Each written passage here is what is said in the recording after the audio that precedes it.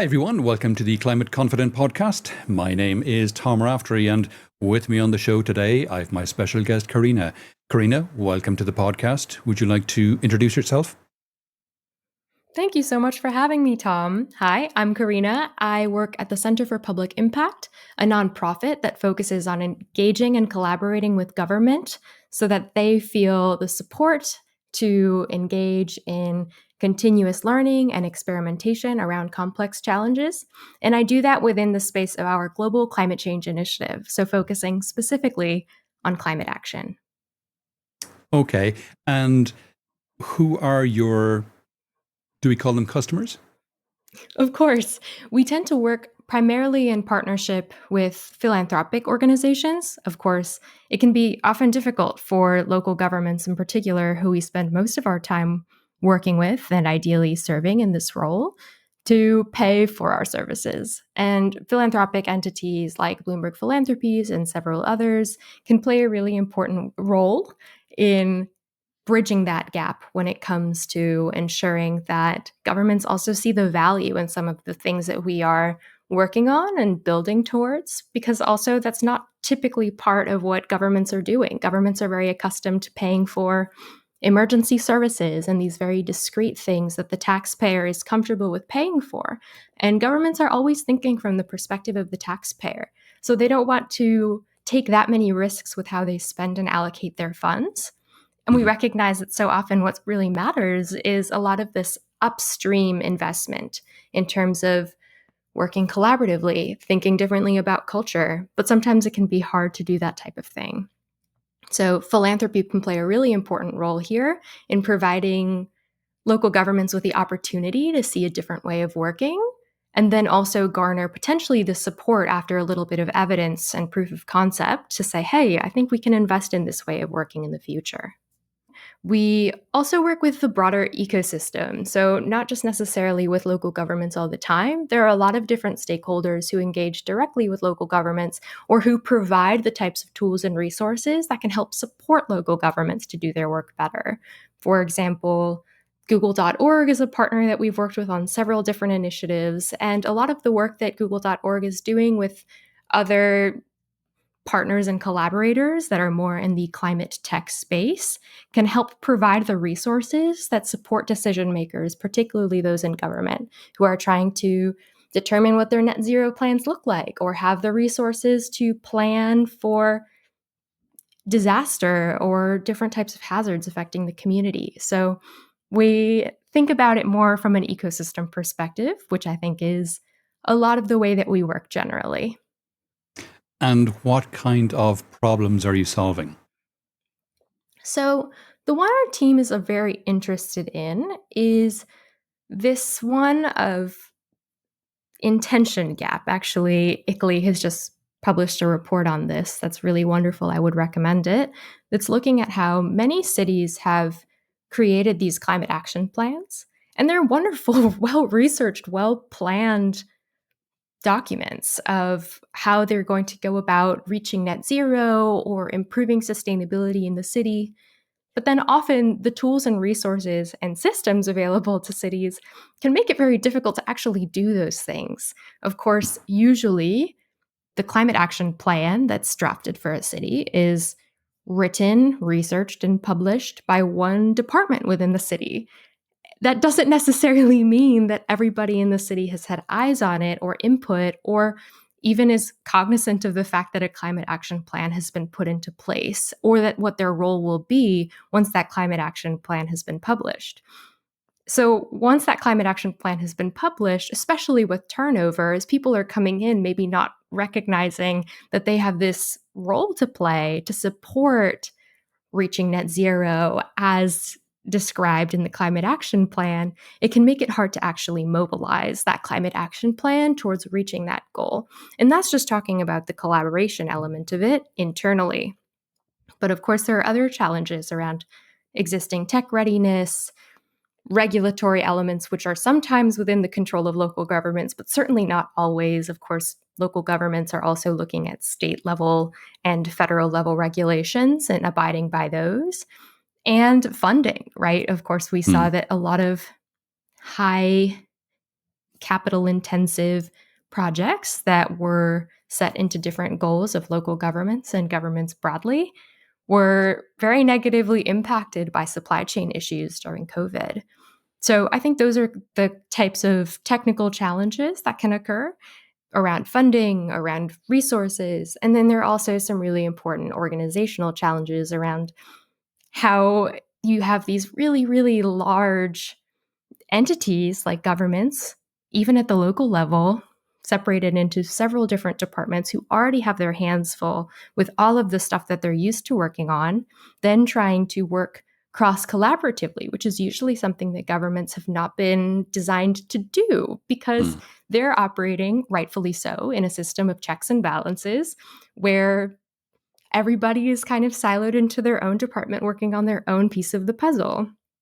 So, even introducing a cross collaborative way of working, which is critical for complex issues like climate change, is a whole other hurdle before you even get to the actual activities. In the intro call we had, you talked about a systemic approach to climate action. Could you break down what this looks like in practice for our listeners? How do you ensure that various aspects like urbanism, public health, social equity work together effectively? Absolutely. So it's one of those things that we hear more and more from people on the ground, people going to climate conferences. They're talking about systems change as being this really fundamental thing that we all need to work on in order to reach our goals of a more sustainable future, of reaching net zero.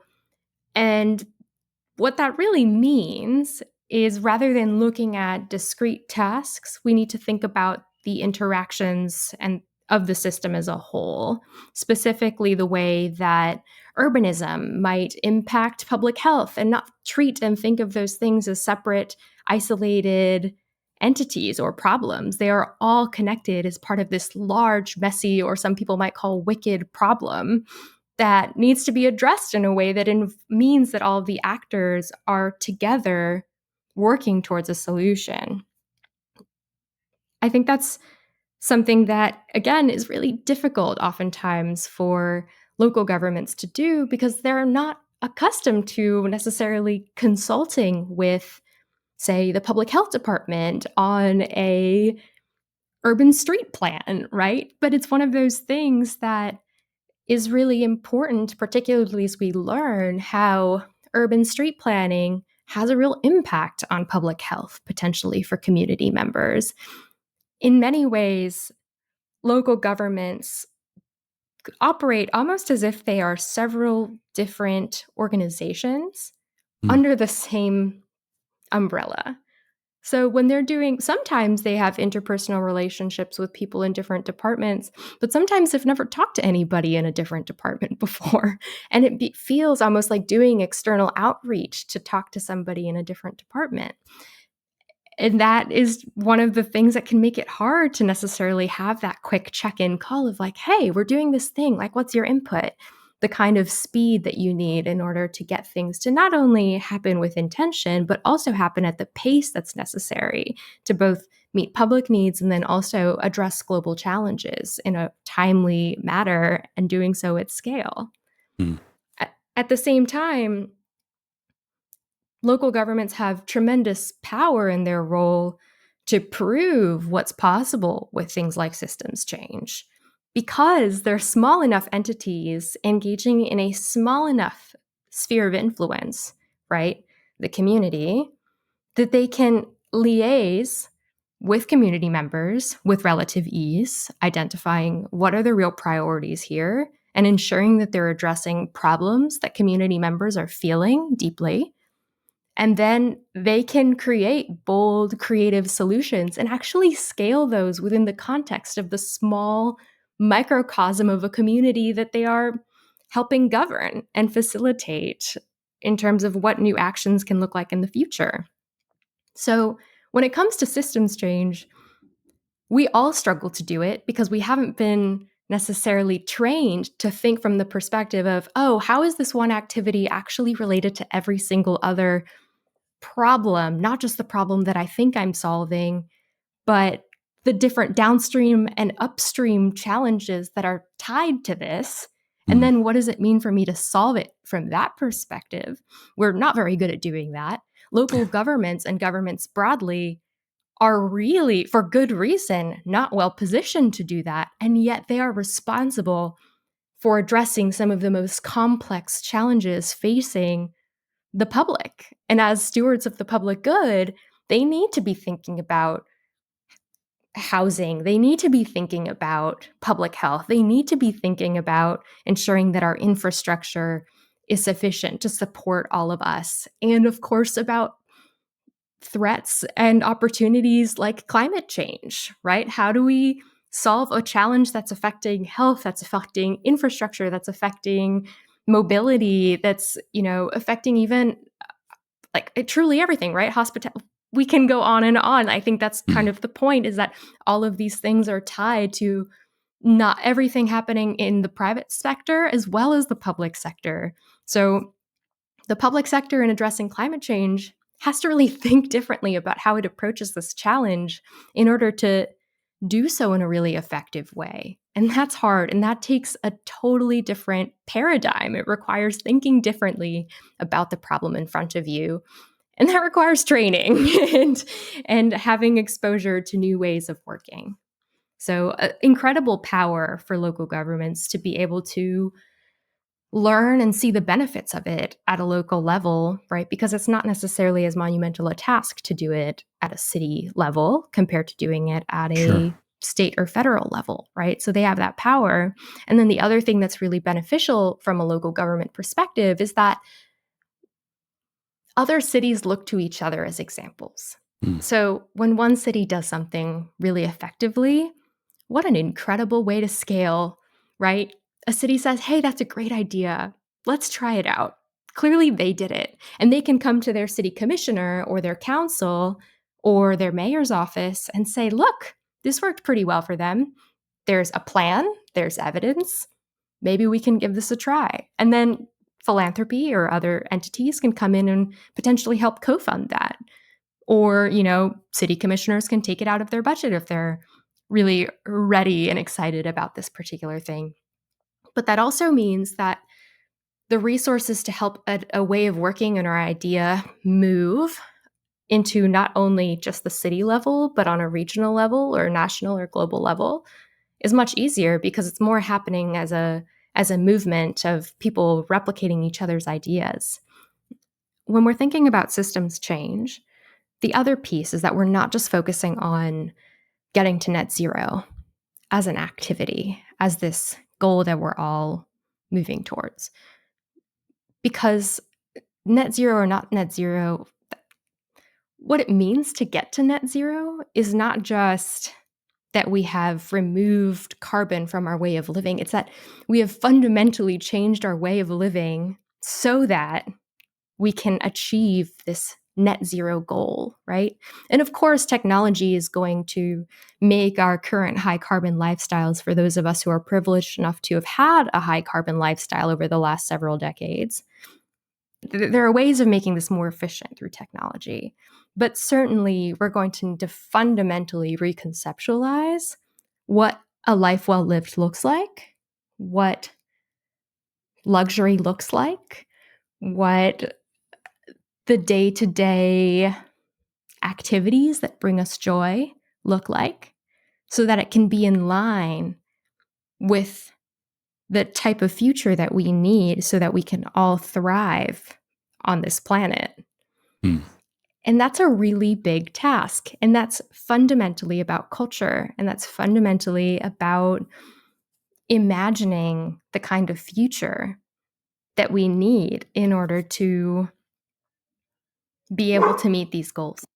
So I think that's also part of why systems change is so important, is because it's not just thinking about how we can all seamlessly work together on activities with a better understanding of how all of these problems are interlinked. It's also about working in collaboration with all of the affiliated stakeholders to collectively imagine a new way of living, a new way of working that everybody can get behind, and making that the reality. Because otherwise, we're just adding band-aids to what's still fundamentally a challenge of culture that is going to hamstring us from getting to where we need to go.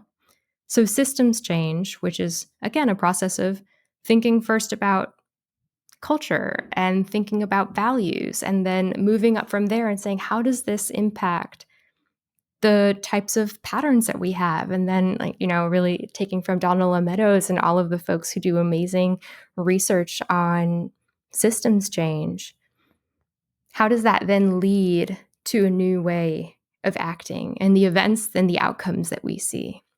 So I think that's all why that is why systems change is so very important, particularly when we're talking about complex issues like climate change, because we can't just address it in discrete actions. We need to think about holistically how every action is actually touching upon all the others.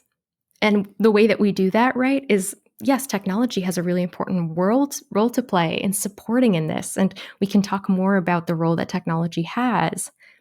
But ultimately, it's people, right? We are only as good as our people, and we're only as good as the systems that we have to support our people in doing the work that they do day to day. And that comes from reimagining how people are interacting with one another, reimagining the types of questions that they're asking of one another in order to get work to be what it needs to be. And that's something that can be accomplished through having more of a systems change mindset and through thinking about how can we focus on learning and growing and changing so that that system becomes this pliable thing that we really need it to be. So that even in a context where you want regulations that are firm and are not going to change and be volatile, the playground of public service remains playful and remains movable and dynamic. And I think cities are doing an amazing job of getting there. And chief innovation officers in a lot of cities in particular are leading the charge towards a much more playful way of thinking about how to provide public service and how to address complex challenges of all types, including climate action and climate change. It's got to be challenging, though. I mean, if you're having cities doing things piecemeal, is that not a lot less effective than something being mandated or rolled out from a state or federal level? So I have two answers to this question. The first is that absolutely, cities also need to be thinking not just about the boundary of the city that they're in. They also need to be thinking about the regional context, right? Especially in places where you have a lot of commuters or you have infrastructure that is not just existing within the city, but exists beyond it as part of a broader network. So that's another piece that, especially for governments who are not necessarily even used to collaborating internally at this really high rate or pace that helps address all of these complex challenges, if they also then need to collaborate externally with municipalities near them, that can be a whole other challenge. Now, a lot of cities are doing this really effectively, and they're part of regional partnerships that are thinking and meeting and planning strategically. That's, of course, happening, but it's hard. It's hard for all of us to do that in a way that's sufficiently routine so as to ensure that a lot of the issues that should be addressed at the regional level are being addressed at the regional level. It's a lot a matter of investment of time, and how do you make sure that the investment of resources and time is happening upfront on some of these planning elements so that execution and deployment of a solution is swift and intentional. And of course, I would be remiss not to say that even before that, you need to be engaging communities to really understand what their needs are. And a lot of cities are really good at this. And a lot of cities can continue to use that work, again, because it's not part of the muscle memory of a lot of city governments to do a lot of the active outreach. They're, of course, facilitating and stewarding the needs of the community. And I think when we talk about political will, it's really important to recognize that political will is coming from governance not being a matter of the government determining the needs of the people. It's government governing the community by listening to what the community wants and saying, okay, I guess there's interest in making that the future of our community. We'll go ahead and set forth the resources, the programs, the infrastructural changes, and the regulations to match the direction that people want to move in, right? Governments and governors, leaders in government, either from great humility or fear potentially of political pushback, Mm-hmm. aren't going to just unilaterally decide what's best for the community, which is, I think, the role of government in many ways is to not unilaterally decide. But at the I'll same challenge you on time, that one. oh, go for it. Kathy Hochul. Oh, yes, of course. I mean, here's the thing, right? I'm saying this more from the perspective of how a government or a government leader might look at their role. Mm. Now, what we need often is for someone in the position of government to recognize the power that they have and to say, hey, I can see between the lines and I can engage the right people and I can continue to incorporate what I'm hearing, but also do so with an understanding that my responsibility is to steward for the public good and that I have my own perspective here to provide to support real action. So I think that means, right, it's this element of also how you're stewarding power. And governments have a lot of power, and sometimes it's challenging to know what to do with all of that power.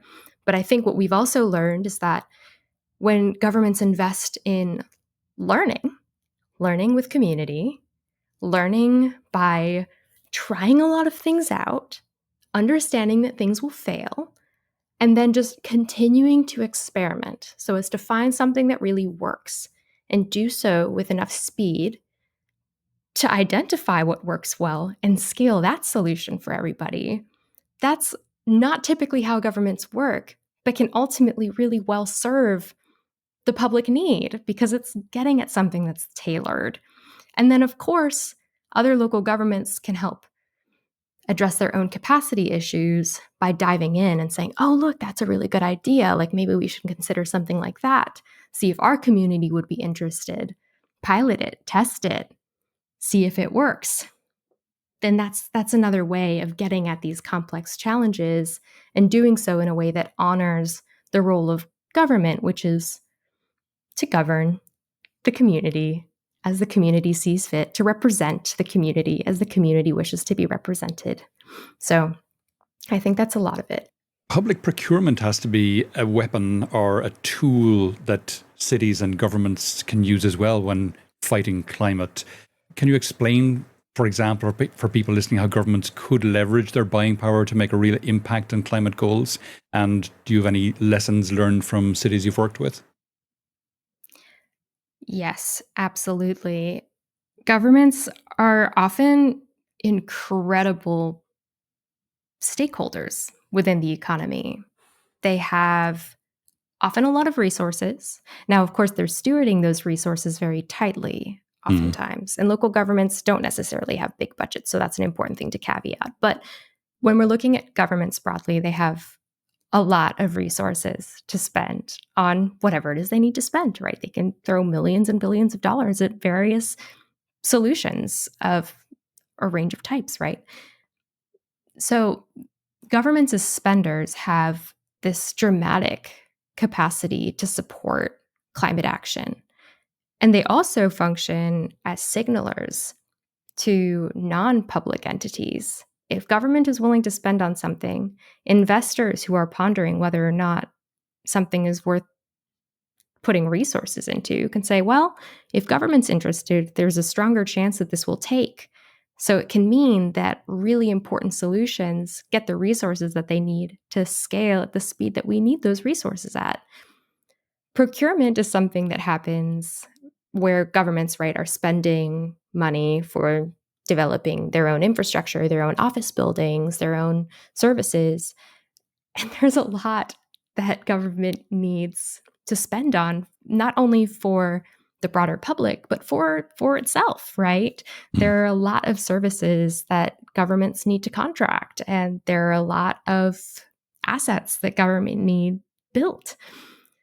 So they have an incredible power too, not to stand up whole economies of environmentally friendly and low carbon resources. So I think that's something that is really important to look at closely is, does a city actually think about its procurement as a tool for getting to climate action and for supporting its local economy to have the space and also the incentive to be more eco-friendly, right? That can be really difficult sometimes. Also because procurement rules and regulations can be, hard to change. Like, it's good that regulations aren't that easy to change, but it can be difficult in moments when you're trying to move the needle quickly. Mm. I think that gets back to this political will issue or challenge, which is that when regulations should remain pretty stable, we don't want our regulations changing on us all the time. And in some ways, that means that regulation is never quite as bold as we want it to be. But that's usually because it's following the lead of what it sees as being possible, feasible, and of interest from the community, right? They're not going to, a government that's doing its job is not going to make an unreasonable regulatory request of its community unless it's feeling really, really bold. But generally, a government is going to say, okay, what's possible? What's feasible? We're going to require that everybody do this. So before we make that requirement, we really need to make sure that this is something that can be done, right? That this is something that fits within the bounds of what's possible. And sometimes governments do struggle to collaborate within their own circles, but then also sometimes with the people who are affected by regulation. So that can be a challenge too, is how do you make sure that you're engaging business leaders and business owners when you're making a regulation that can affect a business, right? So that you can write that in a smart way. That doesn't necessarily happen all the time or to the extent that it needs to, because you're trying to serve very diverse needs all of the time when you're in a government role. And it can be easy to miss a couple. And there are obvious capacity constraints. Governments are responsible for doing so much and often don't have the staffing or necessarily all of the resources they need to do that effectively. So it's something that is an incredible power that can be leveraged in amazing ways too, with the support of the private sector and the public sector thinking of more ways to collaborate proactively so that regulations can be real tools for good. When it comes to procurement, cities often have they might have a procurement office that is responsible for all of the city's procurement efforts. But very quickly, when you start looking at procurement, you realize that it's one of these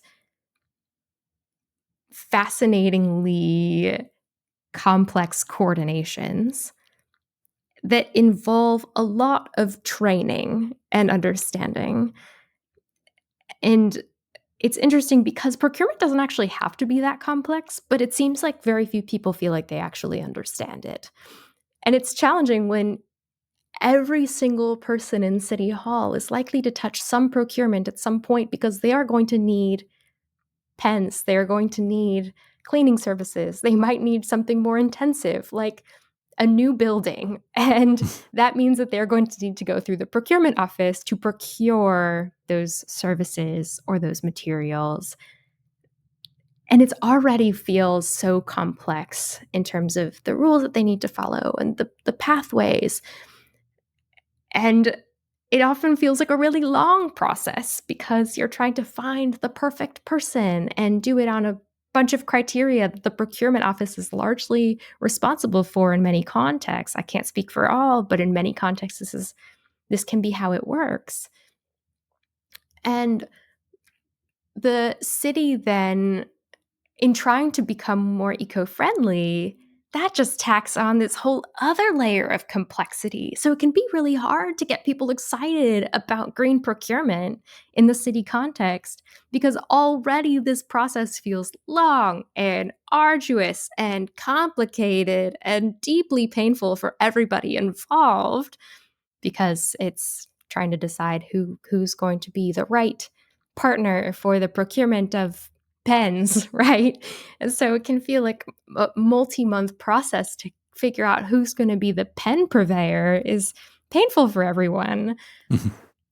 And I think this is where it really, really matters to do a lot of that internal communication because so often changing the way that we procure involves having people feel like they understand, okay, we're doing eco-friendly procurement now. What does that mean around how I write up what I need, right? Can I make a little rule that says, hey, I want these to be green? And a lot of the time, because procurement is already so complex and hard to know, people don't know that they can say that, right? Or they might not be able to in regulatory terms, right? But what does it mean to have people understand the state of procurement in their particular city, the rules and resources that they have available to them to support greener procurement?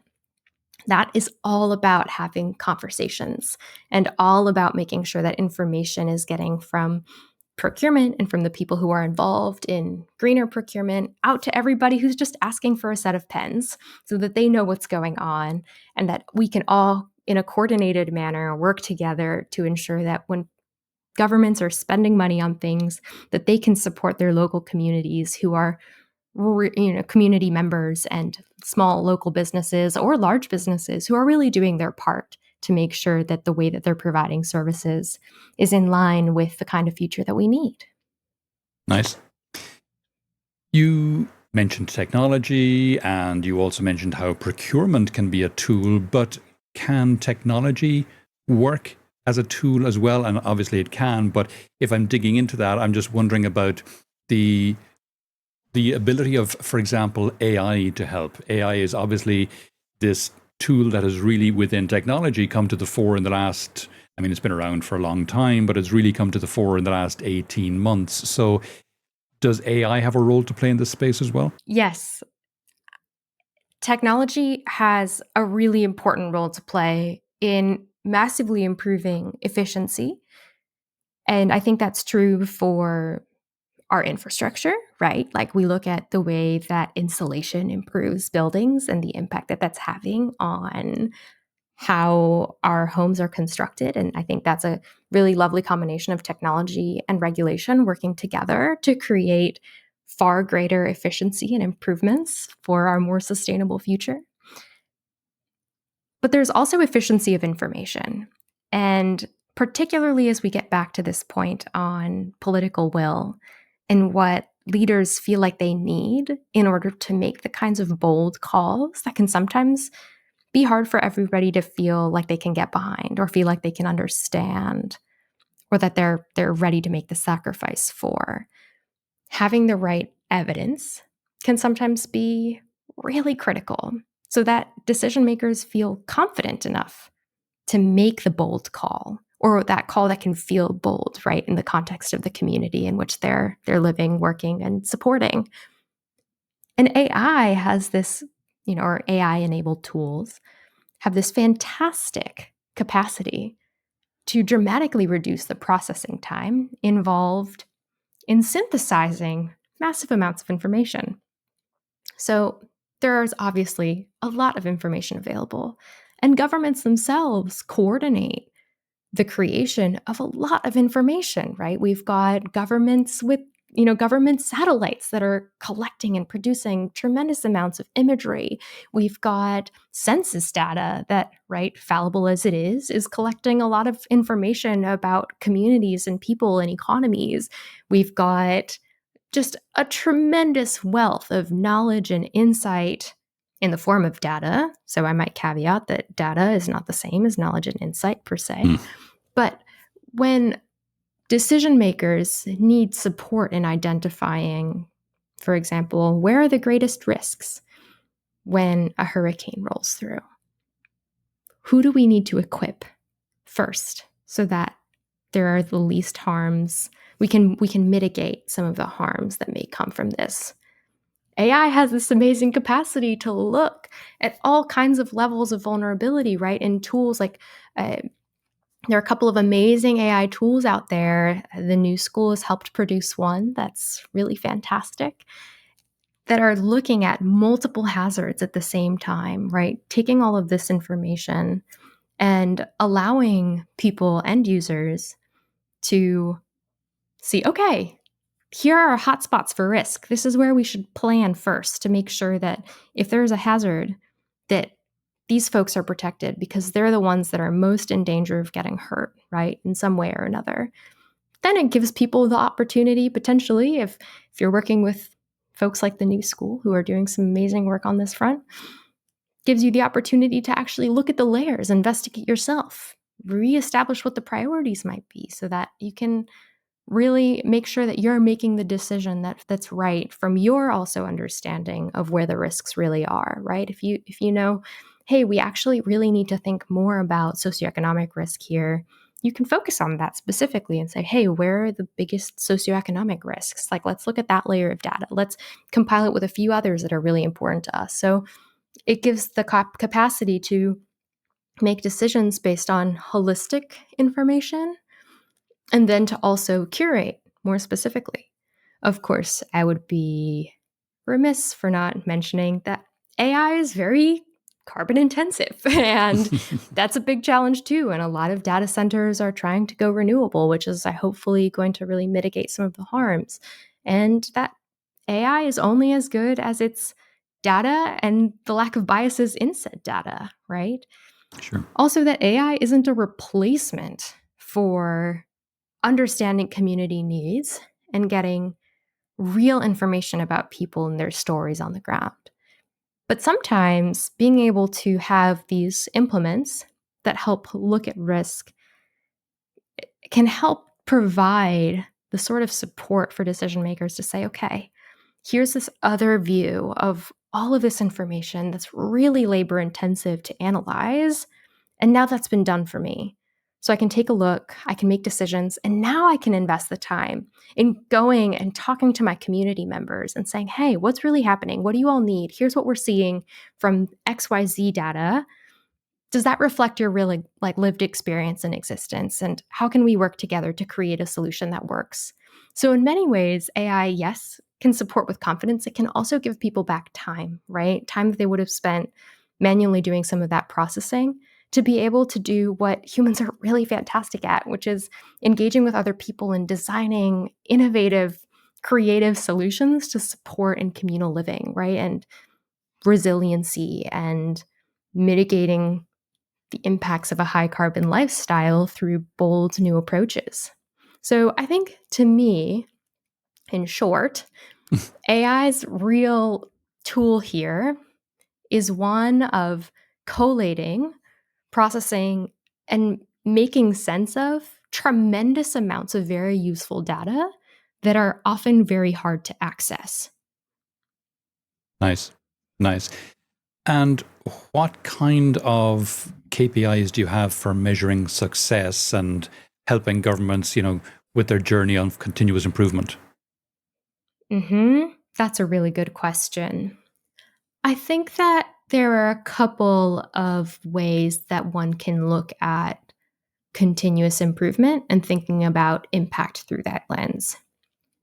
The first, right, is oriented on process because it is about outcome, but it's certainly also about process at some point. And sometimes it's like, hey, how it can also involve a lot of internal surveys, right? How is the government working internally?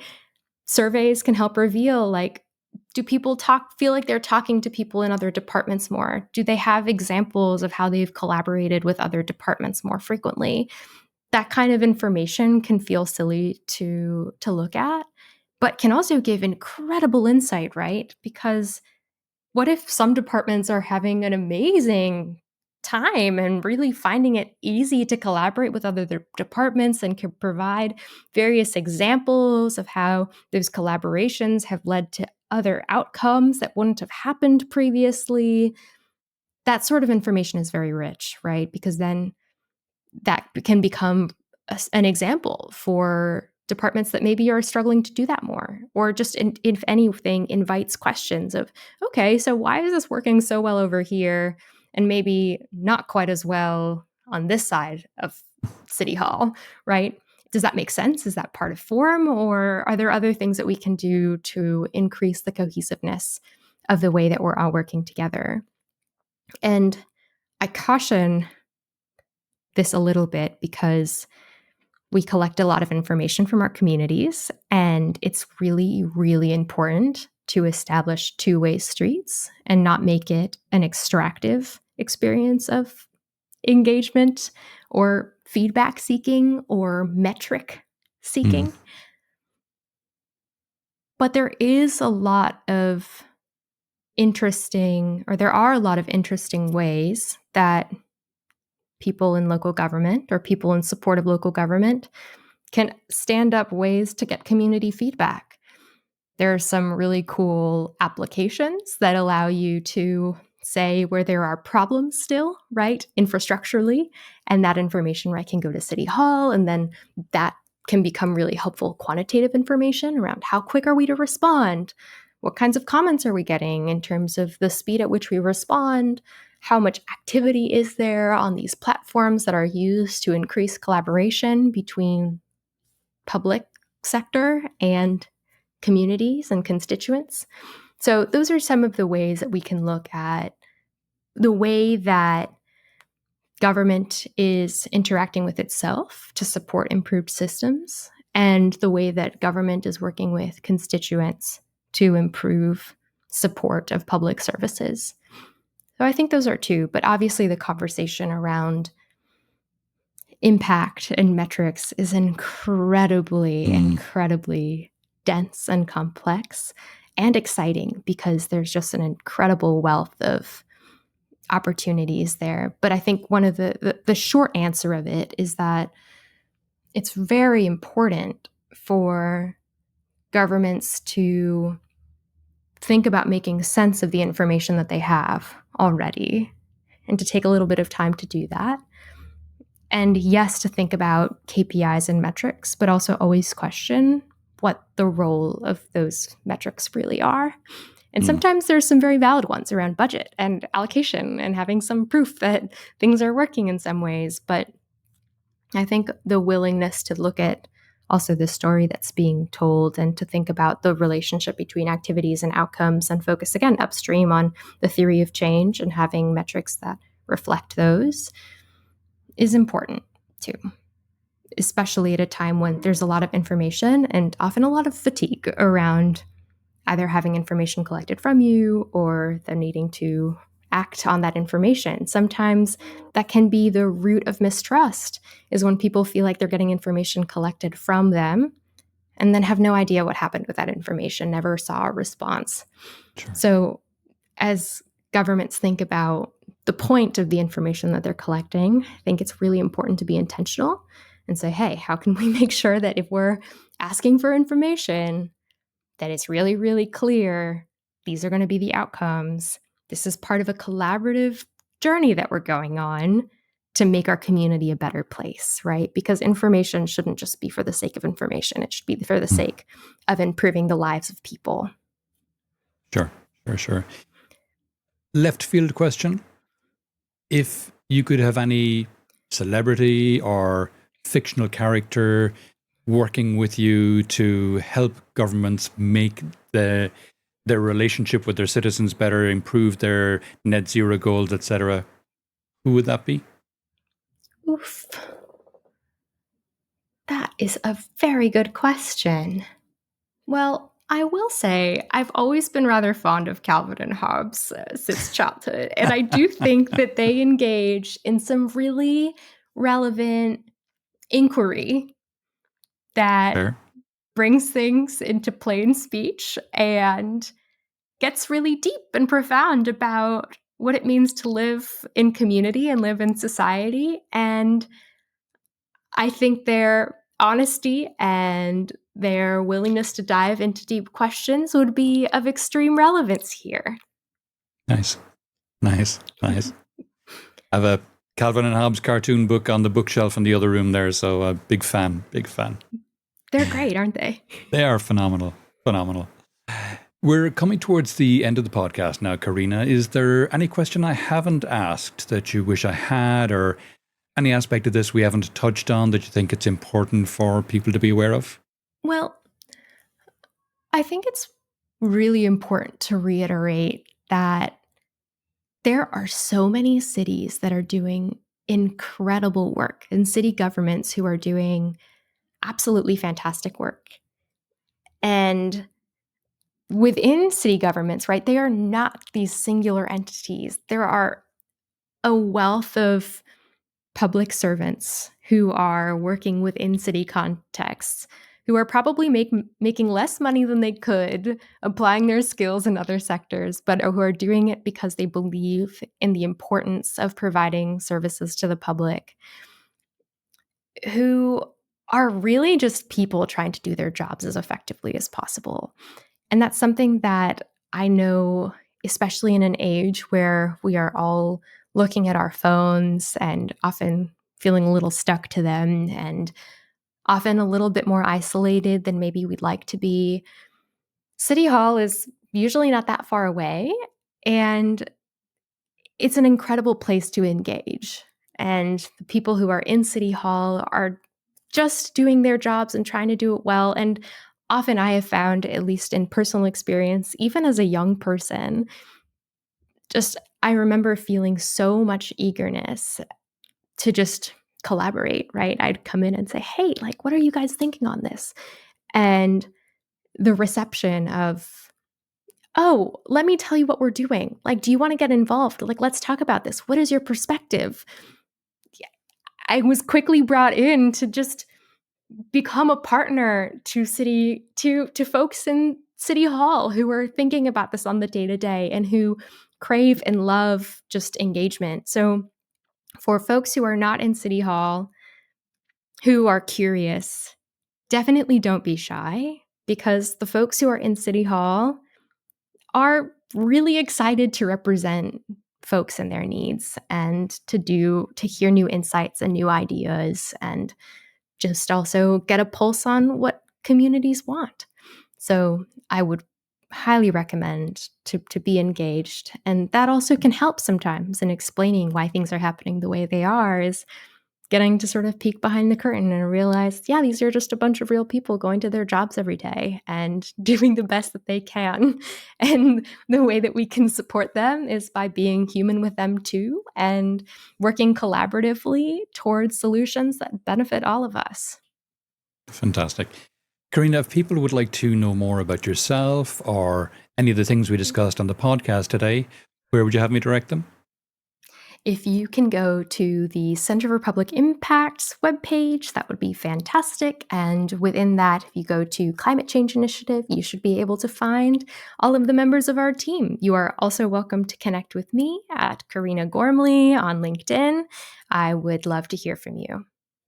Super, and I'll drop those links in the show notes so everyone has access to them. Carina, that's been fantastic. Thanks a million for coming on the podcast today. Thank you so much, Tom. This has been such a joy.